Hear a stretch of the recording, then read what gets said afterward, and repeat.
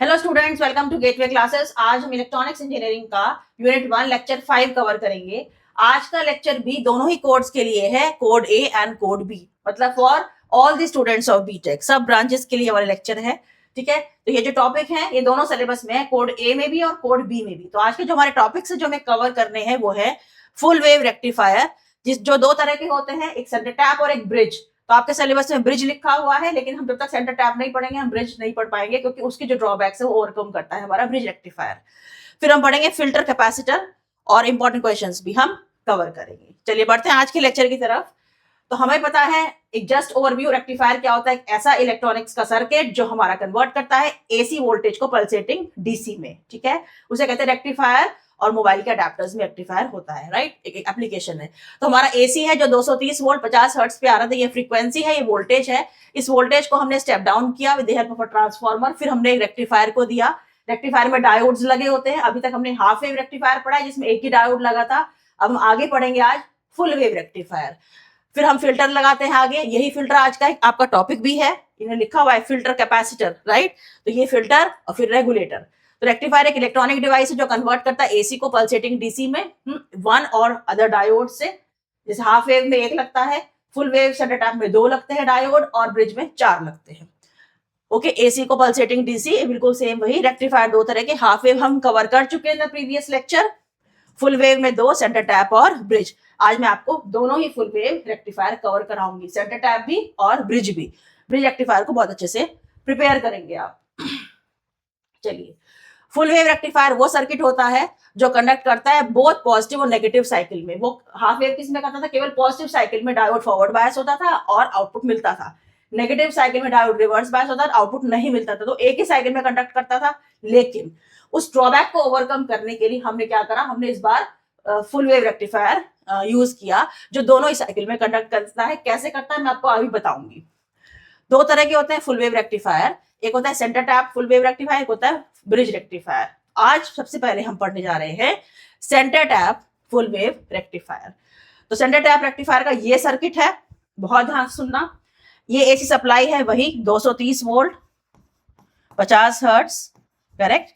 और ये हमारी इनपुट वेव फॉर्म है, इधर टाइम एक्सिस है, इधर आपकी इनपुट वोल्टेज है जो हम इसको दे रहे हैं, और ये 0 से पाई पॉजिटिव साइकिल और पाई से 2 pi negative cycle, right. Again step down transformer है, बिल्कुल सेम सर्किट पहले जैसा। स्टेप डाउन के बाद इसमें नंबर ऑफ टर्न्स N1 है, वोल्टेज V1, इसमें नंबर ऑफ टर्न्स N2 है, वोल्टेज V2। साथ ही साथ यहाँ पे 2 डायोड है, पहले क्या था, एक डायोड था, यहाँ पे 2 डायोड है, D1 एंड D2। और दोनों डायोड का डायरेक्शन स्टूडेंट्स आपको सेम रखना है, ठीक है। दोनों इस डायरेक्शन में हमने लगा दिए। उसके बाद जो हमें आउटपुट लेना है वो हमने लोड रेजिस्टेंस यहाँ पे लगा दिया बीच में, राइट, RL। इसके अक्रॉस हम आउटपुट लेंगे, वोल्टेज आ जाएगी V0। अब यहाँ पर एक पॉइंट आपको M दिखाई दे रहा है, ये तो ये क्या करते हैं, सेकेंडरी वाइंडिंग में सपोज हमारे पास N2 की वैल्यू है 6 टर्न्स है हमारी सेकेंडरी वाइंडिंग में। तो 6 का आधा कितना हुआ, 3। तो 6 divided by 2 is equal to 3। तो 3 वाइंडिंग्स के बाद हम यहाँ पर एक टैपिंग करेंगे। टैपिंग मीन्स एक वायर को हम कनेक्ट करते हैं जब, राइट। हमने टैपिंग करी सेंटर पॉइंट पर, इसलिए इसका नाम क्या है, सेंटर टैप। टैपिंग करी, एक वायर कनेक्ट करा यहाँ पे, ये वाला wire to the centre point of the secondary winding, ये रहा। तो इसे हम कहते हैं सेंटर टैप रेक्टिफायर, ठीक है। हमने ये पॉइंट यहाँ पे कनेक्ट किया। हालांकि इस पॉइंट को लोकेट करना बहुत मुश्किल है, ठीक है, इसलिए हम प्रेफर करते हैं कौन सा, ब्रिज रेक्टिफायर। लेकिन हम स्टेप बाय स्टेप चल रहे हैं कि हाफ वेव रेक्टिफायर में क्या फ्लॉज थे, तो हमने क्या पढ़ा, सेंटर टैप में क्या फ्लॉज हैं, तो हम पहुंचे ब्रिज तक, ठीक है। अब ये टैपिंग करी, आ गया इसका मिड पॉइंट, है ना। 6 वाइंडिंग्स 6 टर्न्स में से जो मिड पॉइंट है वो हो गया यहाँ पे 3 पर। सपोज यहाँ पे 8 टर्न्स होते हैं, मिड पॉइंट हो जाता है 4 के बाद। तो ये कहलाता है टैपिंग, कनेक्टिंग अ वायर, तो इसलिए कहते हैं इसको centre tap. Tapping at the centre of the secondary winding. हमने टैप करा और वहां पे हमने कनेक्ट कर दिया, उस वायर से हमने कनेक्ट कर दिया लोड रेजिस्टेंस RL, जिसके क्रॉस हमें आउटपुट वोल्टेज लेनी है। तो इस वाले रेक्टिफायर में देयर आर 2 डायोड्स, ठीक है, और डायोड के डायरेक्शन दोनों के सेम रखने हैं आपको। तो ये इसका सर्किट है स्टूडेंट्स। अब पढ़ते हैं इसकी वर्किंग। चलो, सबसे पहले हम बात करते हैं पॉजिटिव हाफ साइकिल। वर्किंग हमेशा हम 2 साइकिल्स में दिखाते हैं, पॉजिटिव हाफ साइकिल और एक negative half cycle. Positive half cycle में ये है आपका ये है 0 से पाई, है ना, यही तो होती है पॉजिटिव हाफ साइकिल। ध्यान से सुनेंगे, यहाँ पे पॉजिटिव, यहाँ पे नेगेटिव, बिल्कुल सही, यहाँ पॉजिटिव यहाँ नेगेटिव, है ना, ऐसे चलता है पॉजिटिव साइकिल में, यहाँ पॉजिटिव, ठीक है, और यहाँ नेगेटिव। साथ ही साथ एक चीज और, ये जो वायर आपने बीच में कनेक्ट किया है एट पॉइंट M, इस वायर के ऊपर आपको क्या लेना है, अगर यहाँ पॉजिटिव है तो यहाँ लेना है नेगेटिव, जस्ट उल्टा, और यहाँ नेगेटिव है तो यहाँ पे पॉजिटिव, ऐसे, ये ध्यान रखेंगे, ये बहुत इंपॉर्टेंट है। पॉजिटिव, यहाँ पॉजिटिव यहाँ नेगेटिव, तो यहाँ पे नेगेटिव है तो वायर के नीचे इंड्यूस हो जाएगा पॉजिटिव और वायर के ऊपर इंड्यूस हो जाएगा यहाँ पे नेगेटिव, ऐसे बनाएंगे, ठीक है। चलिए स्टार्ट करते हैं। सबसे पहले हम देखेंगे, हमने पॉजिटिव हाफ साइकिल में हम यहाँ तक पहुंच गए। अब डायोड D1 पे फोकस करो। Diode D1 is connected to positive terminal, तो डायोड D1 क्या हो गया, फॉरवर्ड बायस, ठीक है, ये आप जानते हैं। देखो रेक्टिफायर में कंसेप्ट वही लग रहा है डायोड के, अगर यहाँ पॉजिटिव यहाँ नेगेटिव तो फॉरवर्ड बायस मतलब क्लोज स्विच, और अगर डायोड में यहाँ नेगेटिव यहाँ पॉजिटिव तो रिवर्स बायस, तो हमारा ओपन स्विच, ये इसका प्रिंसिपल ऑफ ऑपरेशन है। तो ये हो गया फॉरवर्ड बायस, तो ये डायोड हट गया और क्या बन गया, क्लोज स्विच, है ना, ये बन गया क्लोज स्विच, ऐसे। तो इस वाले डायग्राम में आप क्या करेंगे, आप यहाँ पे क्लोज स्विच बना देंगे। नेक्स्ट है D2 पे फोकस करो। D2 का जो ये P है किससे कनेक्ट है, नेगेटिव से, तो ये क्या बन गया, रिवर्स बायस, तो it will act as open switch. तो डायोड हटाया और ओपन स्विच लगाया। चलिए अब देखते हैं करंट कैसे फ्लो करता है। करंट कहां से फ्लो करता है, from positive to negative. Current यहां से चला पॉइंट A से, ठीक है, क्या करंट को यहाँ पाथ मिल गया, यस, यहाँ करंट को पाथ मिल गया क्योंकि क्लोज स्विच की तरह काम कर रहा है, करंट को ये पाथ मिल गया, ठीक है। इधर आया करंट, इस नोड पर आया, क्या करंट नीचे जाएगा, नहीं, क्योंकि यहाँ पे ओपन है ना, करंट यहाँ नहीं आएगा, करंट इधर टर्न हो जाएगा ऐसे, और लोड रेजिस्टेंस में से करंट फ्लो कर जाएगा, और ये पॉइंट M है ही ऐसे। तो करंट कैसे फ्लो कर रहा है इस वाले सर्किट में, ऊपर वाले पार्ट में ऐसे ऐसे फ्लो कर रहा है। RL के क्रॉस करंट फ्लो कर गया, यस, तो हमें आउटपुट मिलेगा, RL के क्रॉस हमें आउटपुट मिल गया। तो पॉजिटिव साइकिल में आपको RL के क्रॉस आउटपुट मिल गया है। तो पॉजिटिव साइकिल में ये डायोड फॉरवर्ड बायस क्लोज स्विच, ये डायोड ओपन, ये रिवर्स बायस ओपन स्विच। तो करंट केवल यहाँ फ्लो करेगा ऐसे, ठीक है, ऐसे। तो इसके क्रॉस करंट फ्लो कर गया, तो आपको आउटपुट मिल गया। तो जो मैंने बोला है वो यहाँ पे लिखा हुआ है, मेरी इंटेंशन है, मेरा फोकस है कि आपको मैं इसकी वर्किंग समझाऊं, मेन वर्किंग समझ में आनी चाहिए। देखिए चलिए फटाफट इसको रीड कर लेते हैं एक बार। Diode D1 is forward bias, D2 is reverse bias, बिल्कुल सही बात है। D1 is on, D2 is of, ये भी कह सकते हैं। Current will flow across load resistance RL, correct, in upper half of the secondary winding. Secondary winding ये पूरी थी, इसका अपर हाफ ये रहा, इसके अपर हाफ में करंट फ्लो कर गया, तो आउटपुट मिलेगा V0, कहाँ, across the load resistance RL, ठीक है, करेक्ट। नेक्स्ट बढ़ते हैं नेगेटिव साइकिल में। नेगेटिव साइकिल मतलब कौन सी, पाई से 2 पाई, यहाँ नेगेटिव यहाँ पॉजिटिव, यहाँ नेगेटिव यहाँ पॉजिटिव, नेगेटिव, ठीक है, और यहाँ पे पॉजिटिव। जब A पॉइंट नेगेटिव है तो M के ऊपर वाला पॉइंट पॉजिटिव, ठीक है, और M के नीचे वाला नेगेटिव, है ना, ये पॉइंट यहाँ पे M यहाँ पर है, ओके। अब ये डायोड D1 क्या हो गया, इसका P कनेक्ट हो गया नेगेटिव टर्मिनल, ये हो गया ऑफ, है ना, रिवर्स बायस, ये हो गया रिवर्स बायस, ये हो गया ओपन स्विच, ठीक है। डायोड D2 पे फोकस करो, ये कनेक्ट किससे हो गया इस बार, पॉजिटिव से, तो डायोड D2 क्या हो गया, फॉरवर्ड बायस, तो क्या बन गया, क्लोज स्विच, ठीक है। इस बार ये रिवर्स बायस हो गया, ये फॉरवर्ड बायस हो गया। एक बार करंट देखते हैं कैसे फ्लो करता है। चलिए करंट कहां से स्टार्ट करता है, फ्रॉम पॉजिटिव टर्मिनल, तो पॉजिटिव टर्मिनल से करंट यहां से चला, ठीक है, B पॉइंट से चला करंट, क्योंकि B पॉजिटिव है हमारा, ऐसे चला, पाथ मिल गया इसको, यस, तो ऐसे फ्लो कर गया, ये ऊपर चला गया, इस नोड पर आके क्या करंट ऊपर जाएगा, नहीं, क्योंकि ये ओपन है, यहाँ पे खुला हुआ है ना, ओपन है ना, ये सर्किट ब्रेक है यहाँ पे, तो ये ओपन, यहाँ से नहीं जाएगा ऊपर, तो ये ऐसे आ गया करंट, अगेन ये ऐसे फ्लो कर गया, ठीक है, और ये ऐसे। तो करंट कैसे फ्लो कर रहा है इसमें, ऐसे, है ना, नीचे वाले पार्ट में, सेकेंडरी वाइंडिंग के नीचे वाले पार्ट में करंट ऐसे फ्लो कर रहा है इसमें, ये वाला पार्ट ऐसे, सही है। तो करंट फ्लो कर रहा है आपके सेकेंडरी वाइंडिंग के इसके बॉटम वाले पार्ट से, राइट। तो क्या इसमें से करंट फ्लो कर रहा है नेगेटिव साइकिल में से, यस, करंट फ्लो कर रहा है, तो आपको आउटपुट मिलेगा। अब वो आउटपुट जो मिलेगा, तो इस बार वो आउटपुट भी आपको ऐसे ही मिलेगा। अब यहाँ एक कंफ्यूजन है, अगर हम कहें पॉजिटिव साइकिल और नेगेटिव साइकिल हमने दो बनाई, प्रोजेक्शन नीचे लेके गए, ठीक है, पॉजिटिव साइकिल में हमें करंट मिल रहा था, कौन से डायोड की वजह से मिल रहा था? D1 की वजह से मिल रहा था। तो हमने क्या किया, वेवफॉर्म बनाई और यहाँ लिख दिया D1 कि D1 की वजह से हमें आउटपुट मिला। नेगेटिव साइकिल में हमें फिर से करंट इसमें से फ्लो कर रहा है D2 की वजह से। तो अब की बार हम वेवफॉर्म को ऐसे नहीं बनाएंगे, ये गलती मत करना, क्योंकि आप कहोगे यहाँ तो हम नेगेटिव साइकिल दे रहे हैं ऐसे, तो यहाँ पे नेगेटिव साइकिल दे रहे हैं, तो ये वाला आउटपुट आप अगर नीचे बना दोगे स्टूडेंट तो एसी और ये भी एसी हो जाएगा, है ना। तो यहाँ तो गलत हो जाएगा। हमारा रेक्टिफायर है तो ये क्या करता है, एसी को डीसी में। तो इस नेगेटिव साइकिल के लिए भी हमें आउटपुट मिलेगा। क्योंकि मेन फोकस है कि आरएल में से करंट फ्लो करा कि नहीं करा, राइट। अब इसमें से भी हम ये करंट फ्लो कर गया, तो हमें जो मिल रहा है किसकी वजह से मिल रहा है, D2 की वजह से। मोस्ट ऑफ द बुक्स में आपको लिखा हुआ मिलता है ये। तो इसका मतलब केवल ये होता है, ये जो करंट मिला हमें, जो वोल्टेज मिली D1 की वजह से मिली और नेगेटिव साइकिल में D2 की वजह से मिली। क्या कोई साइकिल वेस्ट हो रही है? नो, कोई साइकिल वेस्ट नहीं हो रही। तो हाफ वेव रेक्टिफायर का जो ड्रॉबैक था वो हमने फुल वेव रेक्टिफायर से ओवरकम कर दिया, ठीक है। तो सेंटर टैप में क्या है कि हाफ वेव की ड्रॉबैक ओवरकम हो गई, नेगेटिव साइकिल में भी हमें आउटपुट मिल रहा है, बिल्कुल सही बात है। लेकिन ड्रॉबैक क्या है कि सेंटर ट्रैप में सेंटर पॉइंट को लोकेट करना बड़ा टीडियस है, इट इज वेरी डिफिकल्ट, बहुत मुश्किल है वो, ठीक है। तो इसलिए उसको लोकेट करना मुश्किल है, ये इसका ड्रॉबैक है। तो इसलिए हम पढ़ते हैं आगे फिर ब्रिज रेक्टिफायर। चलिए, तो यहाँ पे लिखा हुआ है D1 इज रिवर्स बायस्ड, ये रहा, D2 is forward biased, D1 is of, D2 is on. मैंने वर्किंग में सब समझा दिया। Current across RL will flow in the lower half of the secondary winding, ये वाला पार्ट, ठीक है। We will get the output V0 across load resistor RL।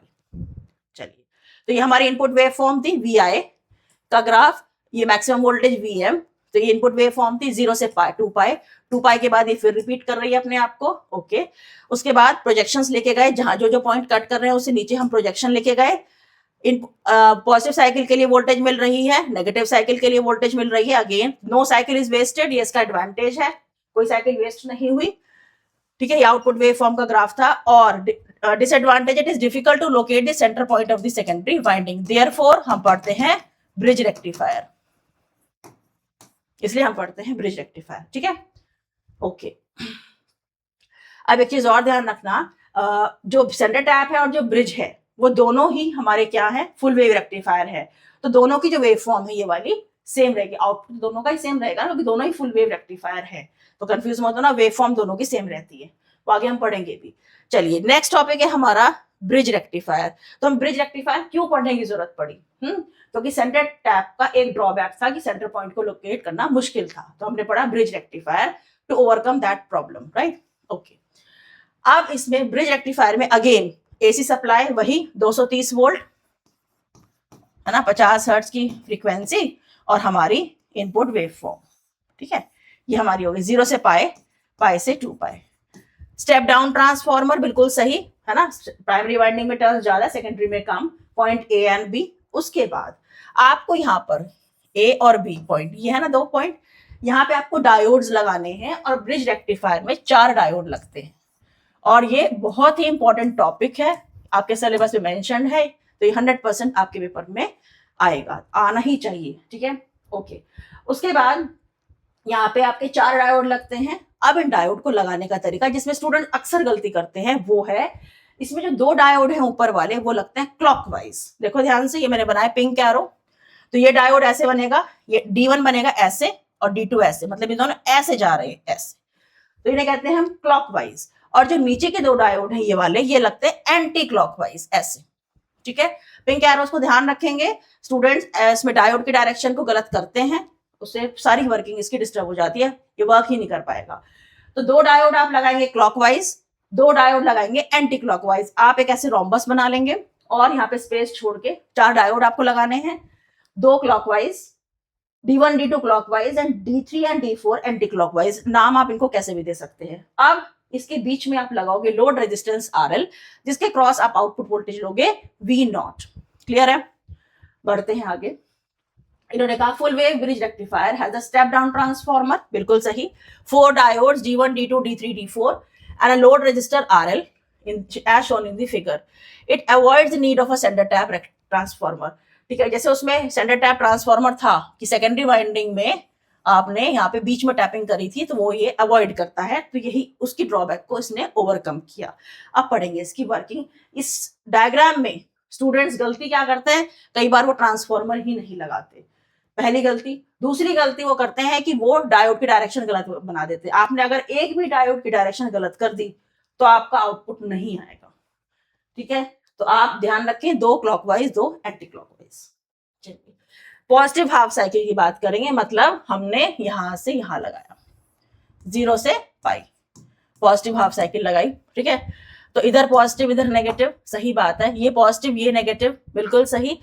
इस रोम्बस का यहाँ पे पॉजिटिव और यहाँ पे नेगेटिव, हम यहाँ पे देखते हैं एक बार, मैं यहां से बताती हूँ आपको ये चीज। चलिए यहां से बताते हैं, ये पॉजिटिव स्टूडेंट्स, ये नेगेटिव, ठीक है। इसी डायग्राम से बताऊंगी तो ज्यादा क्लियर होगा आपको। चलिए उसके बाद ये पॉजिटिव है, तो ये पॉजिटिव का मतलब है ये भी पॉजिटिव और ये भी पॉजिटिव, ठीक है, ओके। और ये नेगेटिव का मतलब है ये नेगेटिव और ये नेगेटिव, सही। अब D2 क्या हो गया ऐसा करने से, D2 हो गया हमारा फॉरवर्ड बायस, ठीक है। और D1 क्या हो गया, D1 को देखो, D1 जो है इसका N कनेक्ट है पॉजिटिव से, तो D1 हो गया हमारा रिवर्स बायस, सही बात है। ये तो होता है जब आप पॉजिटिव टर्मिनल, इधर पॉजिटिव होता है इधर नेगेटिव होता है, तो ये हो जाता है फॉरवर्ड बायस, तो ये होता है क्लोज स्विच।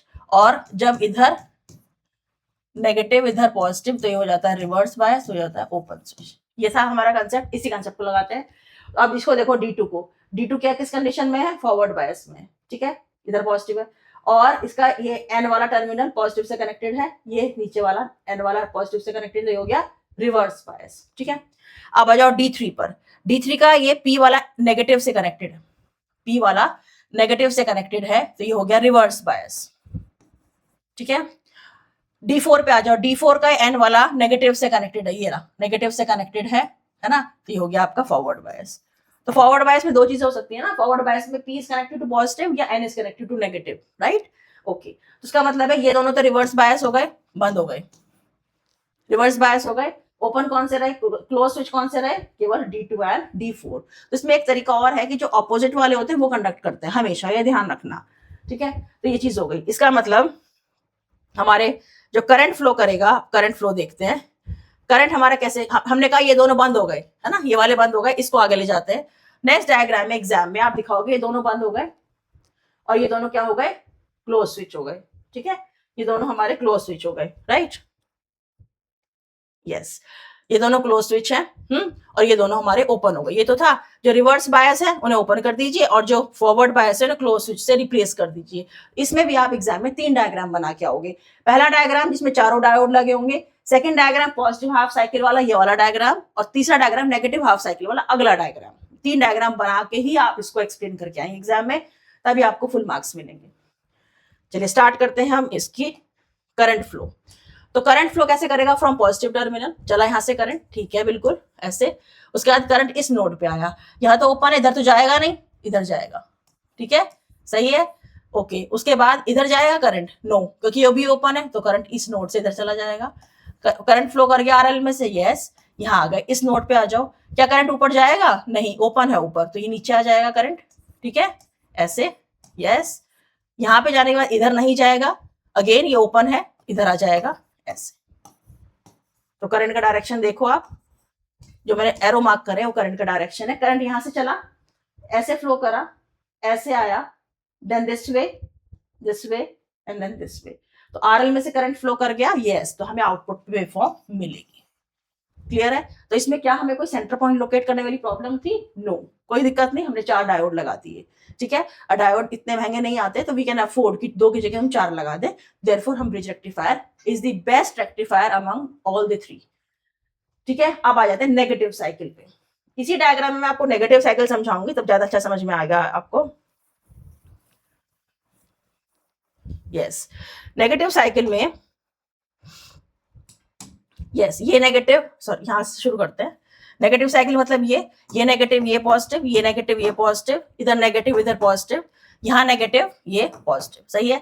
इस नेगेटिव की वजह से स्टूडेंट्स यहाँ नेगेटिव ये नेगेटिव, और इस पॉजिटिव की वजह से यहाँ पॉजिटिव और यहाँ पॉजिटिव, नेगेटिव हाफ साइकिल पढ़ रहे हैं अब हम, ओके। अब उसके बाद ये देखो आप, P is connected to negative, तो कौन सा हो गया ये, P is connected to negative, ये था ना डायोड आपका, yes, P is connected to negative, ये हो गया रिवर्स बायस, ठीक है, यहाँ पे n is connected to negative, n is connected to negative, क्या हो गया, फॉरवर्ड बायस।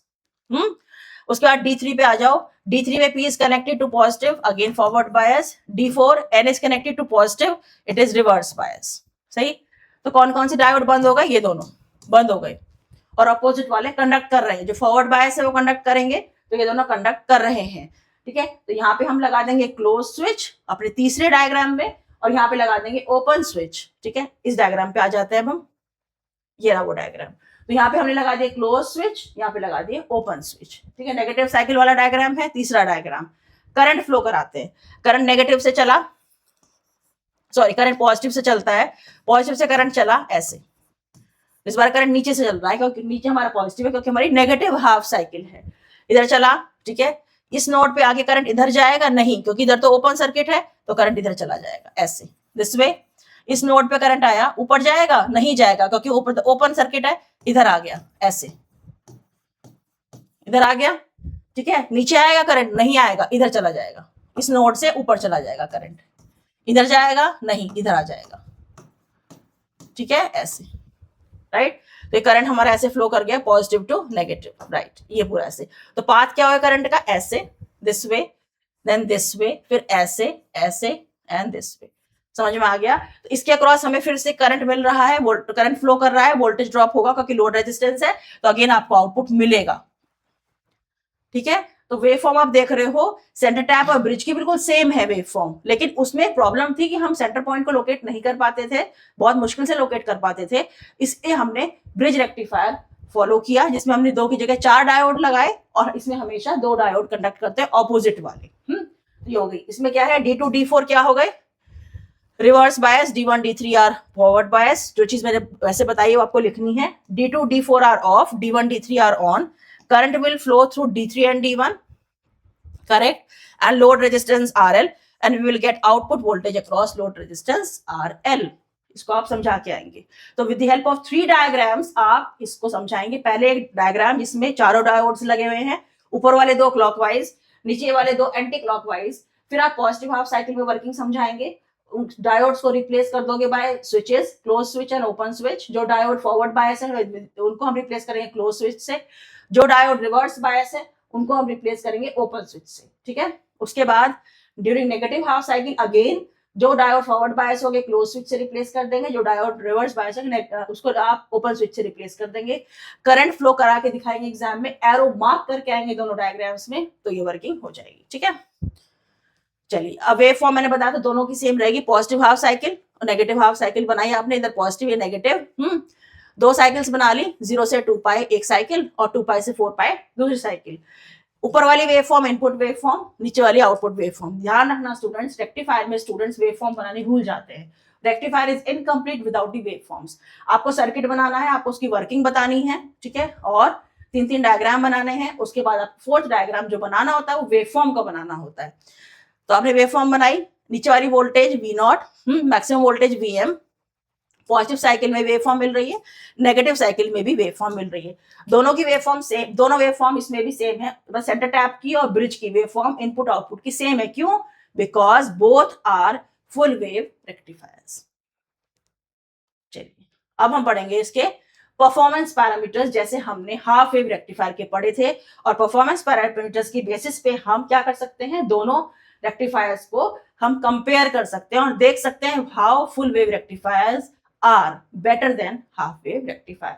ये जो हम एनालिसिस कर रहे हैं, this is also known as analysis, है ना। ये जो हम एनालिसिस कर रहे हैं स्टूडेंट्स, ये कर रहे हैं हम फुल वेव रेक्टिफायर की।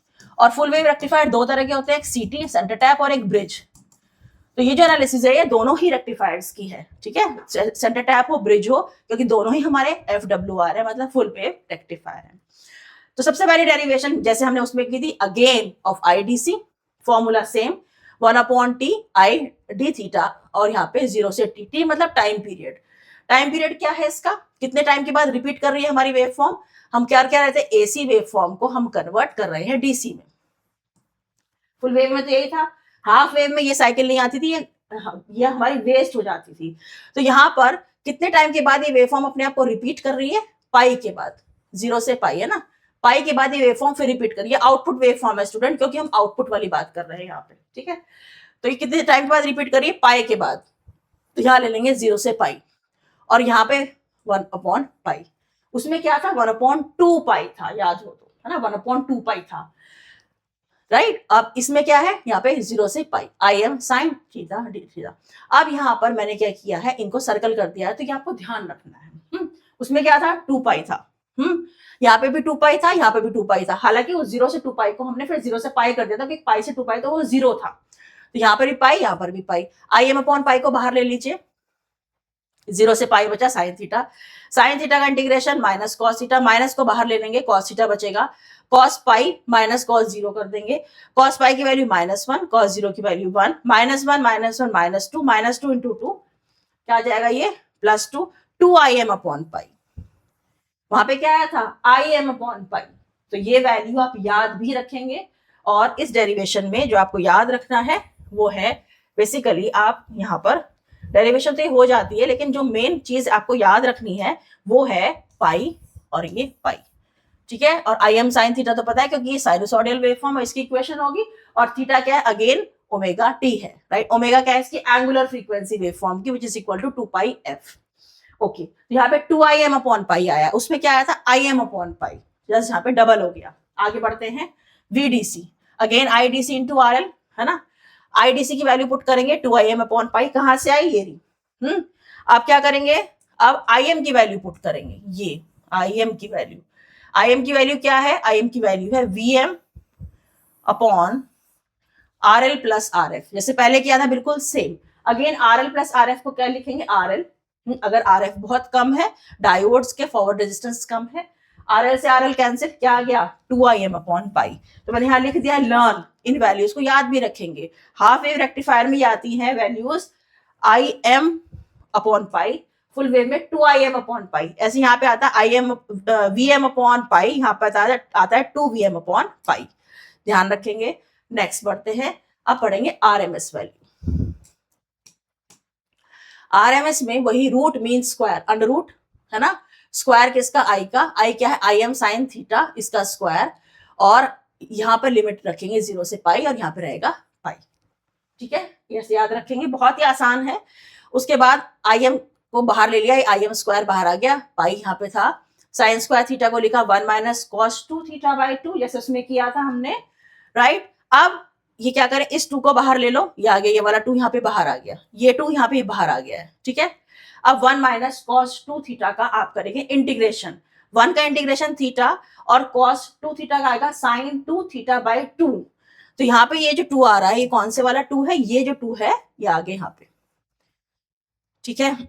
बढ़ते हैं आगे, उसके बाद आपने upper limit minus lower limit करी, पाई माइनस साइन 2 पाई 0 हो गया, minus 0 minus minus plus sine 0, sine 0 is again 0, क्या बचा, केवल पाई, ठीक है। I M square by 2 pi, correct, pi से पाई कैंसिल हो गया, आई एम स्क्वायर बाई 2 ये आ गया, ठीक है। अब आई एम स्क्वायर, इसका अंडर रूट लिया तो आई एम आ गया, और 2 का अंडर रूट हुआ तो अंडर रूट 2, इसे भी याद रखेंगे, I M upon under root 2, इसमें अंडर रूट आता है।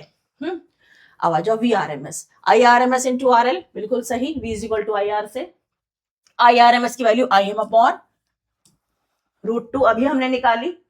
फिर क्या करते थे, फिर आई एम की वैल्यू पुट करेंगे, क्या, V M upon R L plus R F, ये रहा सही। अब यहां पर क्या करें, R L plus R F को nearly equal to R L, अगर आर एफ बहुत कम है तो आर एल से R L cancel, V M upon under root 2। तो इसमें यहाँ पर जो आर एम एस वैल्यू आती है स्टूडेंट्स, फुल वेव रेक्टिफायर में डिनोमिनेटर में अंडर रूट 2 आता है, ये ध्यान रखेंगे, और न्यूमरेटर में यहाँ पे क्या आते थे, 2, यहाँ पे 2, और डिनोमिनेटर में यहाँ पे अंडर रूट 2, करेक्ट। चलिए नेक्स्ट क्या है, ripple factor. Again ripple factor क्या बताएगा कि हमारे आउटपुट में कितने रिपल्स हैं, तो रिपल्स कम से कम होने चाहिए। तो रिपल फैक्टर हमने लिखा, output of rectifier contain AC as well as DC component. तो रिपल फैक्टर मेजर करता है percentage of AC component present in the output, ठीक है। Smaller the ripple factor more effective is the rectifier. तो ripple factor कम से कम होना चाहिए, ठीक है, और इसे हम गामा से डिनोट करते हैं।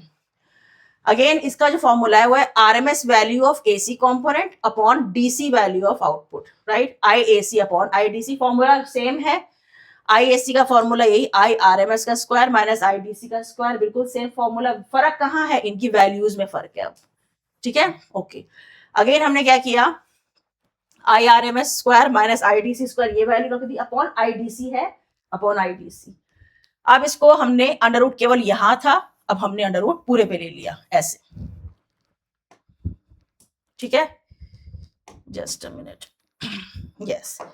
तो अभी तक अंडर रूट केवल यहां था, अब हमने अंडर रूट पूरे पे लिया, तो हमने क्या किया, IDC का भी स्क्वायर कर दिया, स्क्वायर करना पड़ेगा जब अंडर रूट ले रहे हो, तो स्क्वायर कर दिया, तो इसके डिनोमिनेटर में इसके यहाँ के IDC अपॉन IDC हो गया 1, IRMS अपॉन IDC, ठीक है। अब इनकी वैल्यू पुट करोगे, IRMS की वैल्यू क्या थी, IM अपॉन अंडर रूट 2, ये रही, ठीक है, और IDC की वैल्यू थी 2IM अपॉन पाई।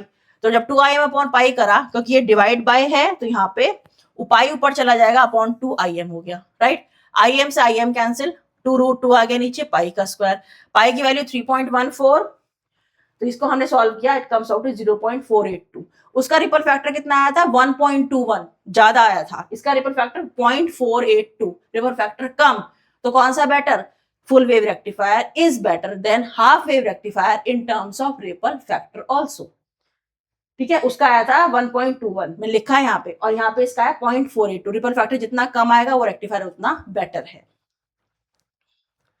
चलिए, अब है एफिशिएंसी, जो ईटा मतलब कार्य करने की क्षमता, right. Efficiency is defined as ratio of DC output power to AC input power, PDC upon PAC, और इसमें हम फॉर्मूला कौन सा लगाते हैं, P का मतलब है पावर, फॉर्मूला कौन सा लगाते थे, I²RL वाला, PDC में लगाएंगे IDC का स्क्वायर इंटू RL, IAC में लगाएंगे, AC में हम RMS वाला फॉर्मूला लगाते हैं, IRMS² RL प्लस RF, इसे हम लर्न भी करेंगे, क्योंकि कुछ न्यूमेरिकल्स में हम ये फॉर्मूला यहां से यूज होता है ना, एफिशिएंसी निकाल लो कहा जाएगा, और आपको RL RF इनकी वैल्यू दे दी जाएगी, और कहा जाएगा एफिशिएंसी निकालो, उस केस में आप ये फॉर्मूला लगाएंगे, ना कि जो वैल्यू आएगी निकल के वो यूज करेंगे, ठीक है, ये ध्यान रखना। कुछ न्यूमेरिकल्स में वो न्यूमेरिकल देने के बाद आपसे एफिशिएंसी कैलकुलेट कराते हैं, तो उस केस में आप ये वाला फॉर्मूला लगाएंगे, ठीक है, ये याद नहीं रहेगा तो ये वाला फॉर्मूला लगाएंगे जो आगे निकल के आएगा, लेकिन डायरेक्ट इसकी वैल्यू 81.2 नहीं लिखेंगे, ये ध्यान रखना आप, ठीक है, इसलिए मैंने लिखा है यहाँ पे लर्न। आगे बढ़ते हैं, IDC की वैल्यू पुट करेंगे 2IM अपॉन पाई, ठीक है, ये रहा, और IRMS की वैल्यू पुट करेंगे IM अपॉन अंडर रूट 2, ये वैल्यू पुट करी, स्क्वायर किया, 4IM² upon pi square into RL, IM² upon 2 into RL plus RF, ठीक है, सॉल्व किया इसको, ये 2 ऊपर चला गया, 4 से मल्टीप्लाई हुआ तो 8 हो गया, IM² से IM² cancel, pi square as it is RL upon RL plus RF, ठीक है। इस फॉर्मूले को भी हम याद करेंगे, ठीक है, तो ये फॉर्मूला याद रखना, ये फॉर्मूला याद रखना आप, ठीक। आप कई बार क्या होता है, वो आपको RL और RF दे देंगे और आपसे कहेंगे कि फुल वेव रेक्टिफायर की एफिशिएंसी निकालो, तो आप जो RL और जो RF गिवन होगा क्वेश्चन में वो यहाँ पुट करेंगे और तब एफिशिएंसी निकालेंगे, ये ध्यान रखना, ये फॉर्मूला इसलिए इंपॉर्टेंट है। अब यहाँ पे हमने एक अजम्पशन ले लिया कि RF बहुत कम है एज कंपेयर टू RL, तो हम इसको ले लेंगे RF के बराबर, ठीक है, तो ये इसको ले लेंगे RL के बराबर, सॉरी RF बहुत कम है, तो RL प्लस RF हो गया RL के बराबर, RL से RL cancel, 8 by pi square, pi की वैल्यू 3.14, एफिशिएंसी आ गई 81.2%, ठीक है। अब फुल हाफ वेव रेक्टिफायर में यही एफिशिएंसी कितनी आई थी, 40%, है ना, 40.2 कुछ ऐसा आई थी, 40% एफिशिएंसी आई थी हमारी, और यहाँ पे फुल वेव रेक्टिफायर में 81.2, तो एफिशिएंसी जस्ट डबल हो गई फुल वेव रेक्टिफायर को यूज करके, तो कौन सा बेटर हुआ एफिशिएंसी के टर्म्स में, अगेन फुल वेव रेक्टिफायर। तो न्यूमेरिकल में अगर फुल वेव रेक्टिफायर का न्यूमेरिकल आता है और आपसे कहा जाता है एफिशिएंसी निकालो, तो आप ये नहीं लिखोगे डायरेक्ट 81.2, दैट इज रॉन्ग, ठीक है। 81.2 तब है स्टूडेंट जब हमने कहा RF is very less than RL, और हमने यहाँ पे अजम्पशन किया, तब ये वैल्यू हमने निकाली, लेकिन पर्टिकुलर किसी न्यूमेरिकल के लिए अगर RL और RF की वैल्यू गिवन है तो आप ये वो वैल्यू यहाँ पुट करोगे और तब एफिशिएंसी निकालोगे, ठीक है, ये ध्यान रखें। नेक्स्ट है P की reverse voltage, it is maximum reverse voltage that can be applied across a diode without damaging it, तो यहाँ पर इसकी वैल्यू होती है 2Vm, just a minute. Full wave rectifier में, फुल वेव ब्रिज रेक्टिफायर में इसकी वैल्यू Vm होती है, make a correction here, yes, centre tap में इट इज 2Vm, और bridge full wave bridge rectifier में it is Vm not 2Vm, है ना, जस्ट मेक अ करेक्शन। और जो इसकी ripple frequency it is 2f, उसमें क्या थी, हाफ वेव में f थी, अगर 50 हर्ट्ज आ रही थी तो 50 हर्ट्ज ही हाफ वेव रेक्टिफायर की रिपल फ्रीक्वेंसी थी, लेकिन फुल वेव रेक्टिफायर में ये हो जाएगी 2 into 50, that is 100 hertz, that is 2 times of F. ये बहुत ध्यान रखेंगे। सेंटर टैप के लिए इट इज 2 वीएम, ब्रिज के लिए इट इज वीएम। ठीक, ओके। अब हम कंपैरिजन करते हैं half wave rectifier, centre tap, full wave bridge. 3 rectifiers हमने पढ़े हैं। ये हमने प्रीवियस लेक्चर में पढ़ा था हाफ वेव रेक्टिफायर जिसमें 1 डायोड लगता था। सेंटर टैप हमने आज पढ़ा जिसमें 2 डायोड लग रहे हैं, दोनों का डायरेक्शन सेम होता है। फिर आप हमें ब्रिज पढ़ा है, ब्रिज में 4 डायोड लगते हैं, ऊपर वाले 2 क्लॉकवाइज, नीचे वाले 2 एंटी क्लॉकवाइज। तीनों रेक्टिफायर्स को हम कंपेयर करेंगे। जैसे जो आउटपुट आता है पहले वाला, इसमें आउटपुट केवल पॉजिटिव हाफ साइकिल में आता है, इन दोनों में, दोनों साइकिल्स में हमें आउटपुट मिलता है। ठीक है, इसमें 1 डायोड लगता है, इसमें 2, इसमें 4।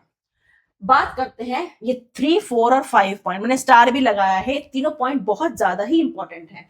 जैसे एफिशिएंसी इसकी होती है 40.6, इन दोनों की होती है 81.2, क्योंकि दोनों ही हमारे फुल वेव हैं। रिपल फैक्टर इसका होता है 1.21, इन दोनों का होता है 0.48, तो रिपल फैक्टर कम से कम होना चाहिए। ठीक है, एफिशिएंसी ज्यादा से ज्यादा होनी चाहिए, राइट। अब है पीआईवी होता है इसका वीएम, इसका 2 वीएम और इसका भी वीएम। ये इंपॉर्टेंट पॉइंट है, ये याद रखना है। वीएम 2 वीएम, तो 3, 4 एंड 5 पॉइंट आप याद रखेंगे बहुत अच्छे से। अब आता है डीसी लोड करंट, आईडीसी। ये वो फॉर्मूले है जिनसे हम ये डेरिवेशंस करते थे, ये फॉर्मूले हमने यहाँ लिख दिए हैं। आईडीसी का फॉर्मूला IM अपॉन पाई, इस केस में 2IM अपॉन पाई। यहाँ था 1IM अपॉन पाई या 2IM अपॉन पाई। IRMS में यहाँ 2 होता था, यहाँ पे √2 और √2, मैंने बताया था अंडर आ जाते हैं दोनों में, यहाँ पे दोनों में ऊपर 2 आ जाते हैं, तो ये थोड़ा सा ध्यान रखना है। जैसे ये IM अपॉन पाई था, तो ये आ गया 2IM अपॉन पाई, ये भी 2IM अपॉन पाई। ये IM के नीचे 2 था, यहाँ पे √2, तो ये भी याद रखेंगे। रिपल फ्रीक्वेंसी, इसमें जो इनपुट फ्रीक्वेंसी है वही होती है, इस केस में 2 टाइम्स हो जाती है दोनों में, क्योंकि दोनों ही हमारे फुल वेव रेक्टिफायर हैं। थोड़ा सा चेंज यहाँ पर है, इसको याद रखेंगे। ठीक है, तो ये comparison table it is important. चलिए, तो एडवांटेजेस क्या है and disadvantage of bridge rectifier over centre tap. Bridge rectifier वो था जिसमें 4 डायोड लगे थे, और सेंटर टैप जिसमें 2 डायोड लगे थे, ऐसे। तो इसके क्या एडवांटेज है इसके ऊपर, या डिसएडवांटेज क्या है। Bridge rectifier does not require centre tapping, बिल्कुल सही बात है, सेंटर टैपिंग की जरूरत नहीं है।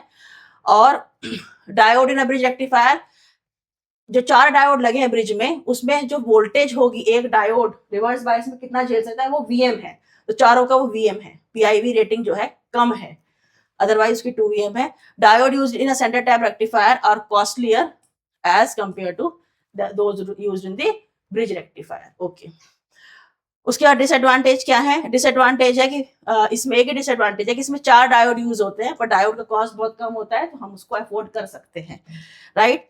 अब बात आती है, जब ब्रिज रेक्टिफायर इतना अच्छा है तो क्या सेंटर टैप कहीं पर भी यूज नहीं होता। नहीं, सेंटर टैप यूज होता है फॉर लो वोल्टेज एप्लीकेशन, जहां हमें लो वोल्टेज पे काम करना होता है वहां हम यूज करते हैं सेंटर टैप रेक्टिफायर, प्रेफर किए जाते हैं फॉर लो वोल्टेज एप्लीकेशन। चलिए, अब हम करते हैं इसके कुछ न्यूमेरिकल। जैसे क्वेश्चन नंबर 1 है, यहां से पता चल गया हमारा question centre tap full wave rectifier का, और ये भी स्टार क्वेश्चन है, मतलब ये भी AKTU में पूछा हुआ है। ठीक है, तो इसको बहुत ध्यान से पढ़ेंगे। Has a load resistance, RL की वैल्यू 1000 ओम हमें गिवन है। अब देखो स्टूडेंट्स, यहाँ पे फॉरवर्ड रेजिस्टेंस RF, जिसे हम डेरिवेशन में नेग्लेक्ट कर दिया करते थे, वो गिवन है, तो यहाँ पर हमें वो कंसिडर करना पड़ेगा, इसलिए हमें वो फॉर्मूले उठाने पड़ेंगे जो नेग्लेक्ट करने से पहले वाले फॉर्मूले थे। इस 20 ओम, RF है 20 ओम, the voltage across half of the secondary winding is given by the equation this, V is equal to 200 sin 314t। तो यहां से हमें एक चीज मिल जाती है, ये क्या है, VM है, जो हम यूज करेंगे, क्योंकि इक्वेशन होते हैं V is equal to VM sin omega t, और ओमेगा का यूज कहीं है ही नहीं इस हमारे जो कैलकुलेशंस हैं। आपको निकालना है पीक वैल्यू ऑफ करंट, मतलब आपको निकालना है IM, एवरेज वैल्यू और DC वैल्यू ऑफ करंट मतलब IDC, RMS value of current IRMS, और रिपल फैक्टर गामा, और रेक्टिफायर एफिशिएंसी ईटा। ठीक है, ये आपको निकालने, 1 बाय 1 स्टार्ट करते हैं। RL 1000, RF 20 ओम, V से हमें मिल गया VM 200। ठीक है, सबसे पहले हम लिखेंगे IM का फॉर्मूला, तो हमें फॉर्मूला लगाना है centre tap full wave rectifier का IM का। तो centre tap full wave rectifier पे पहुंच जाते हैं, और IM का फॉर्मूला हम लगाएंगे। ठीक है, यहां लेते हैं हम 2IM अपॉन पाई, ये रहा, यस, जिसमें हम RF को लेंगे, करेक्ट। चलिए, तो आप ये ध्यान रखेंगे, यहाँ पे हमें ये लेना है Vm अपॉन, हम लेते थे RL, अभी तक हम Vm अपॉन RL लेते थे, लेकिन यहाँ पे RF भी हम ऐड करेंगे। Im क्या है, V अपॉन R है, तो यहाँ पे हम RF को भी जोड़ेंगे। तो Vm कितना है 200, RL कितना है 1000 और RF कितना है 20। तो Im क्या है, total voltage upon total resistance. Voltage कितनी है यहाँ पे 200, ये Vm हमारी 200 है, ये हमें इक्वेशन से मिली थी।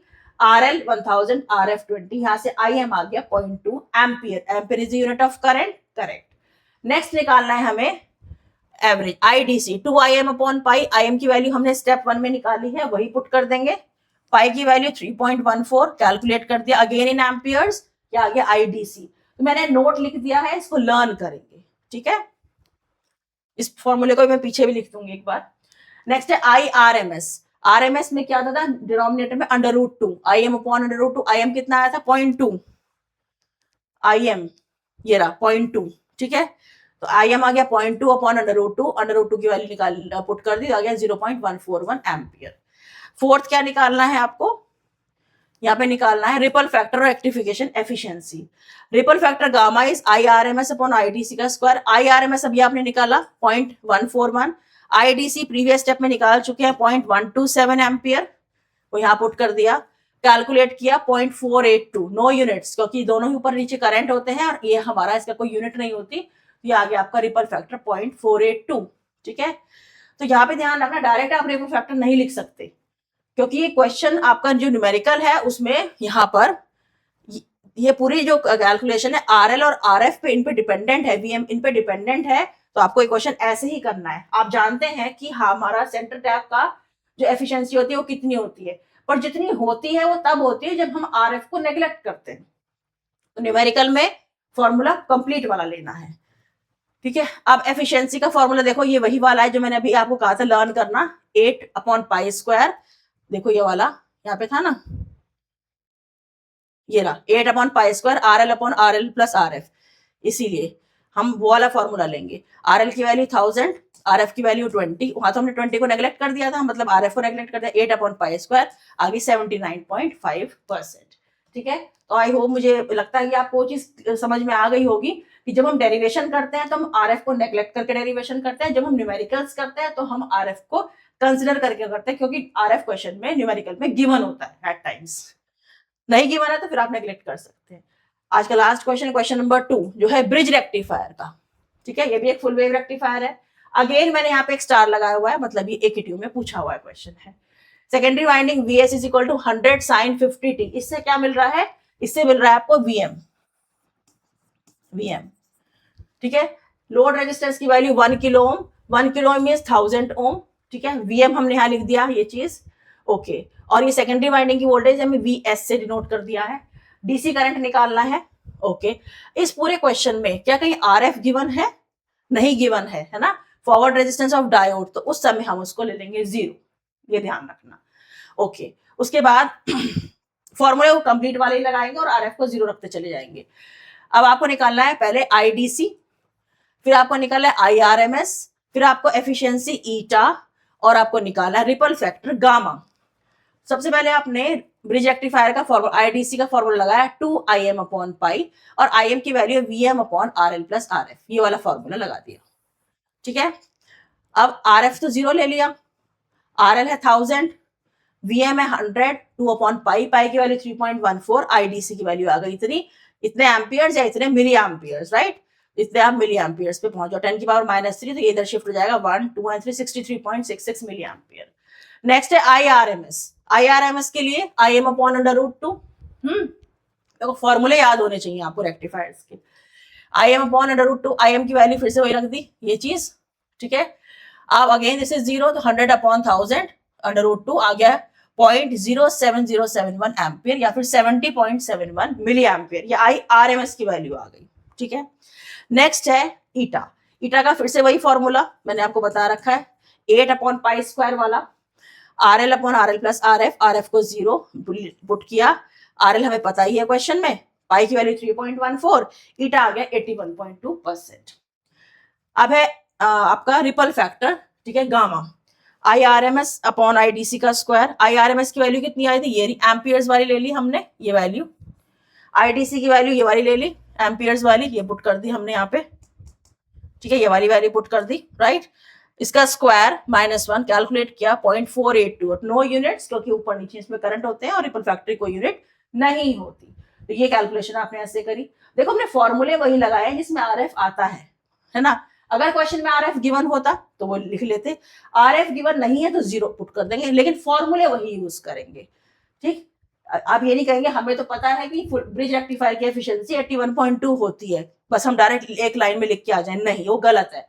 आपको ये फॉर्मूला लिख के वैल्यूज पुट करके लोड रेजिस्टेंस जो गिवन है क्वेश्चन में वो करके वैल्यू निकाल के दिखा के आनी है इन न्यूमेरिकल्स, ठीक है। ओके, तो यहाँ पे आपका ब्रिज रेक्टिफायर भी खत्म हो जाता है। आज के लेक्चर में हमने सेंटर टैप पढ़ा, हमने ब्रिज पढ़ा, हमने उसकी एनालिसिस करी और देखा कि हमारा रिपल फैक्टर हमारे फुल वेव रेक्टिफायर का कम होता है as compare to half wave rectifier, efficiency ज्यादा होती है as compare to half wave rectifier, right. अब हम पढ़ेंगे कि हमने कहा कि रेक्टिफायर के बाद हम एक फिल्टर कैपेसिटर लगाते हैं, क्यों लगाते हैं, जिससे कि हमारा वो जो पल्सेटिंग डीसी है वो स्मूथ डीसी में कन्वर्ट हो जाए। तो वही टॉपिक मेंशन है इस बार आपके सिलेबस में, फिल्टर कैपेसिटर इन रेक्टिफायर। क्यों लगाते हैं, it is connected across the load resistance, इसलिए लगाया जाता है। ये हमारा पूरा रेक्टिफायर का सर्किट है, सपोज जो एसी को पल्सेटिंग डीसी में कन्वर्ट कर रहा है, ठीक है, ये रेक्टिफायर का सर्किट है। ये रेक्टिफायर आपका हाफ वेव भी हो सकता है, फुल वेव भी हो सकता है, फुल वेव में सेंटर टैप भी हो सकता है, ब्रिज भी हो सकता है। तो मैंने इसको एक बॉक्स से शो किया है, ब्लैक बॉक्स, राइट। एसी का इनपुट था, डीसी का आउटपुट है, लेकिन ये डीसी कौन सा है स्टूडेंट्स, पल्सेटिंग डीसी। इसको हमें स्मूदन आउट करना है तो हम यहाँ कैपेसिटर लगा रहे हैं, रेक्टिफायर के बाद हमें कैपेसिटर लगा रहे हैं और लोड रेजिस्टर के अक्रॉस हम आउटपुट लेते हैं, तो हमें जो डीसी मिलेगी वो प्योर डीसी मिलेगी ऐसे, तो with the help of this capacitor. तो सारा रोल किसका है, इस कैपेसिटर का। यही आज का टॉपिक है, फिल्टर कैपेसिटर इन रेक्टिफायर। ये इसे बोलते हैं पूरा पूरा circuit of filter capacitor is connected across load resistance RL at the output of rectifier. क्यों हमने आउटपुट ऑफ रेक्टिफायर पे हमने ये कनेक्ट करा है, क्यों करा है, to reduce the AC ripple component, AC में जो रिपल्स हैं उसको कंपोनेंट को कम करने के लिए, और to provide a smooth DC output voltage, ठीक है। तो इंपॉर्टेंट है, एसी में रिपल्स को कम करने के लिए और स्मूथ डीसी प्रोवाइड करने के लिए हम यूज करते हैं यहाँ पे ये कैपेसिटर। तो इसका वर्किंग प्रिंसिपल ये है, पॉजिटिव साइकिल में जो डायोड है, कहाँ है डायोड, डायोड है रेक्टिफायर के अंदर। अगर सेंटर टैप, अगर हमारा हाफ वेव है तो एक डायोड है, सेंटर टैप है तो 2 है, ब्रिज है तो 4 है। तो ये डायोड कहां पर है, इन रेक्टिफायर में लिख दिया है, ठीक है। डायोड जो है वो कंडक्ट करेगा तो कैपेसिटर हमारा चार्ज होना शुरू हो जाता है, ठीक है। डायोड कंडक्ट करेगा तो डायोड उसको एक क्लोज पाथ प्रोवाइड कर रहा है, फॉरवर्ड बायस होके क्लोज स्विच, तो करंट फ्लो कर रहा है रेक्टिफायर में से, करंट फ्लो कर रहा है तो कैपेसिटर क्या होने लगेगा, चार्ज होना शुरू हो जाएगा। कैपेसिटर चार्ज हो जाएगा तब positive half cycle. Negative half cycle में वोल्टेज जैसे डिक्रीज होने शुरू हो जाती है, डायोड रिवर्स बायस होगा, कैपेसिटर डिस्चार्ज होना शुरू हो जाएगा थ्रू लोड रेजिस्टेंस RL। बिल्कुल सही। पॉजिटिव साइकिल में डायोड फॉरवर्ड बायस, क्लोज स्विच, रेक्टिफायर के अंदर जो डायोड लगे हैं, कैपेसिटर चार्ज होना शुरू हो जाएगा। नेगेटिव साइकिल में हमारा डायोड रिवर्स बायस हो जाएंगे तो हमारा क्या होगा, यहाँ पे कैपेसिटर हमारा डिस्चार्ज होना शुरू हो जाएगा इन नेगेटिव हाफ साइकिल, राइट। इस चार्जिंग और डिस्चार्जिंग की वजह से जो रिपल्स होते हैं हमारे वोल्टेज, आउटपुट वोल्टेज में, वो कम हो जाते हैं, रिपल्स कम हो जाएंगे और हमें आउटपुट मिलेगी नियरली कांस्टेंट। वही मेन जो है वही है कि रिपल्स को कम करने के लिए और स्मूथ डीसी प्रोवाइड करने के लिए हम यूज करते हैं कैपेसिटर। तो यहाँ पर आपका ये वाला लेक्चर खत्म हो जाता है। जो आज पूरा लेक्चर किसका था, हमारा फुल वेव रेक्टिफायर, जिसमें हमने 2 बड़े सेंटर टैप और ब्रिज एनालिसिस भी करी है हमने। डेरिवेशन बहुत ज्यादा इंपॉर्टेंट है इस लेक्चर की, आज का ये वाला लेक्चर बहुत ज्यादा इंपॉर्टेंट है, इसको बहुत अच्छे से प्रिपेयर करना। आपको वर्किंग आनी चाहिए सेंटर टैप रेक्टिफायर की, ब्रिज रेक्टिफायर की वर्किंग आनी चाहिए। 3 डायग्राम्स आप बना के आओगे, वर्किंग एक्सप्लेन करके आओगे इन वर्ड्स में। उसके बाद आपको उसमें सारी एनालिसिस करनी है ना, मतलब डेरिवेशंस करनी है। हाफ वेव की भी पहले आपने कर रखी है, फुल वेव की आपको एनालिसिस करनी है। जो एनालिसिस मैंने कराई है आज इस लेक्चर में वो होल्ड करती है both for centre tap and bridge, because both are full wave rectifiers. और फिर मैंने आपको एक के 2 न्यूमेरिकल्स भी करा दिए, एक सेंटर टैप का और एक ब्रिज का। तो आई होप आपको बहुत अच्छे से समझ में आया होगा। ऐसे ही मेहनत से पढ़ते रहिए। Stay tuned at Gateway Classes students. Thank you so much.